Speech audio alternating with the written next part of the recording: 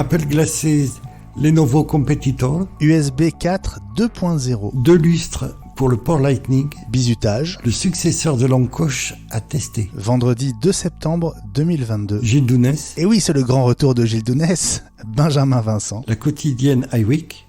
Épisode 227. Bonjour à tous. Des lunettes de réalité augmentée qui fonctionnent avec l'iPhone et qui ne proviennent pas d'Apple mais de Lenovo. Les T1 marchent aussi avec les iPads et même avec un Mac. Le constructeur chinois présente ces lunettes noires comme votre solution d'affichage mobile personnel, une extension de l'écran plus immersive. À l'intérieur, on trouve 2 panneaux micro-LED avec une résolution Full HD en 1080p et 60 images par seconde. Alors pour garder un prix raisonnable, ces lunettes n'embarquent pas de processeur, d'où la connexion indispensable à un appareil en USB-C. Lenovo annonce déjà un adaptateur Lightning pour les iPhones, sorti en Chine avant Noël et dans certains pays l'année prochaine. Gilles, probablement à moins de $500. Bon, c'est peut-être un peu beaucoup dire que de qualifier ces lunettes de réalité augmentée. C'est juste des écrans déportés, non ? Oui, tout à fait. Il n'y a pas de, en moins pratique parce qu'il n'y a pas de clavier ou de boutons, donc on est obligé de faire appel à l'iPhone.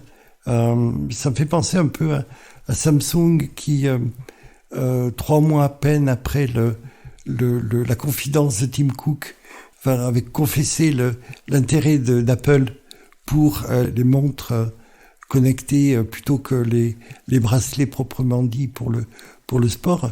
3 mois après, ils proposaient leur première montre. J'ai l'impression que Lenovo fait un peu la même chose en jouant à domicile, puisque c'est d'abord sur son marché intérieur, ensuite sur le reste du monde, sachant que c'est à peu près la fenêtre de tir qui est annoncée pour les nouvelles lunettes Apple, au moins pour les annonces. Donc il faut qu'ils soient présents là-dessus. Maintenant, c'est peut-être comme disait Steve Jobs, j'adore ça, tremper les orteils dans l'eau du bain. Ouais, pour Apple, c'est le casque qui doit sortir en premier bien avant les lunettes. Oui, c'est vrai aussi. 80 gigabits par seconde, ce sera le nouveau débit multiplié par 2 de l'USB 4 quand la version 2.0 sera définitivement validée d'ici le mois de novembre si tout va bien. Pour profiter de ce nouveau débit, Gilles, il faudra s'équiper de câbles actifs dédiés. Les câbles passifs, eux, plafonneront à 40 gigabits par seconde. Et encore, il y a l'histoire du chargeur qui est différente du transfert. Tout ça, bien entendu, pour limiter les déchets électroniques et aller dans le sens d'une frugalité électronique, bien entendu. Bon, ça me fait un peu doucement rigoler. Pourquoi ? Parce qu'on est censé avoir un connecteur unique pour éviter les déchets électroniques, justement, et le gaspillage. Et on a un connecteur effectivement unique, mais il y a 36 câbles pour 36 usages, avec une pétaudière pas possible. Ça me fait penser également à pour les plus vieux d'entre nous, la classification de Vista, des Ready, des capables, des ceci, des cela.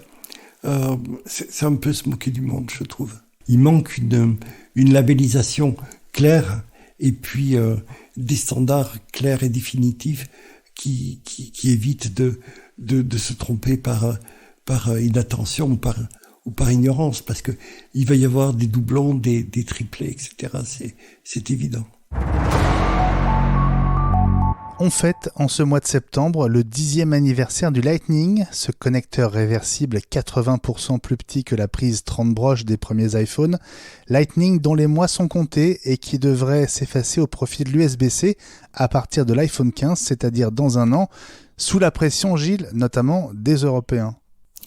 Oui, on avait un rythme de 10 ans qui a été celui du connecteur 30 broches, tranquillement jusqu'au changement de standard par Apple. Là, de nouveau, on a un changement de standard au bout de 10 ans. Ça correspond à peu près au temps que met la Commission pour changer ces directives. c'est un peu la mouche du coche. On a une désynchronisation des cycles. Maintenant, la commission a un peu perdu la main.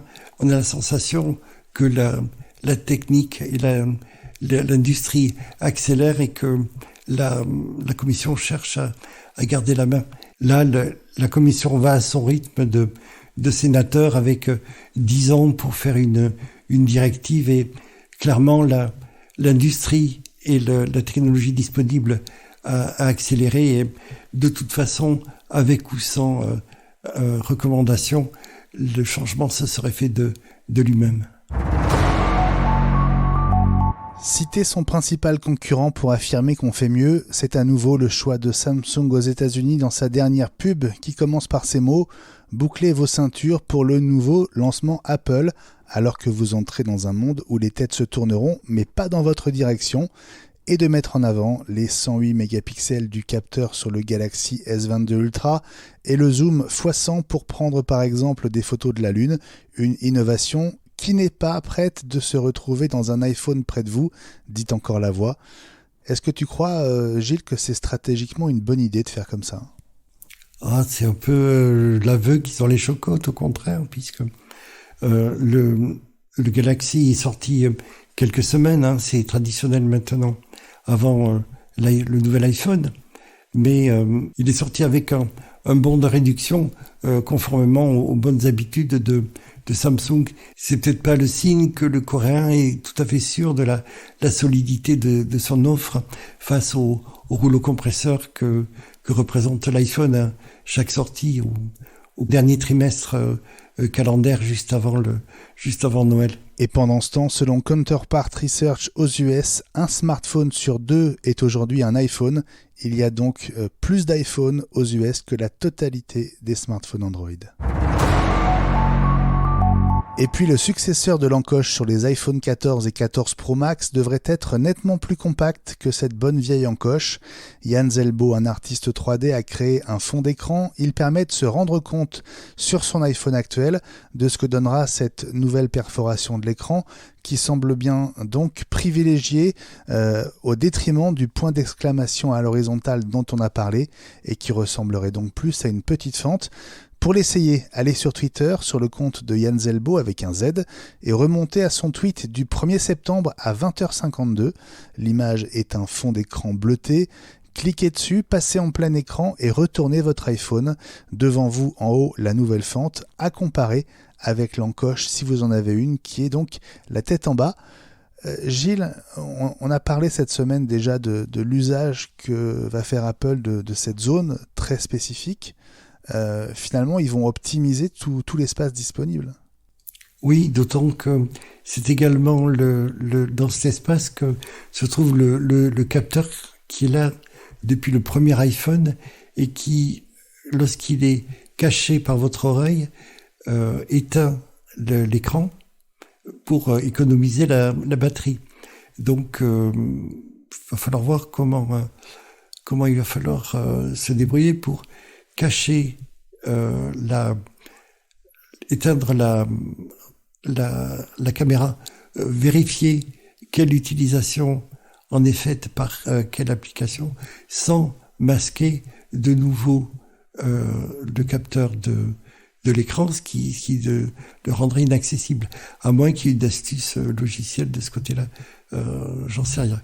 Encore quelque chose à découvrir la semaine prochaine, donc restez avec nous surtout. La quotidienne iWeek revient lundi.